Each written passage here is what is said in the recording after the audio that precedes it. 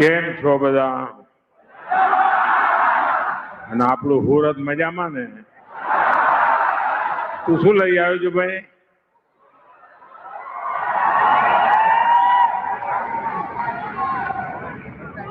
ધન્યવાદ દોસ્ત, સરસ મજાનું ચિત્ર બનાવ્યું છે તે. જરા એસપીજી ના લોકો આ ભાઈ કઈ ભેટ આપવા માંગે છે. સાથીઓ, મને ઘણી વાર લાગે છે કે આ સુરત શહેર નથી, સુરત એક સ્પિરિટ છે.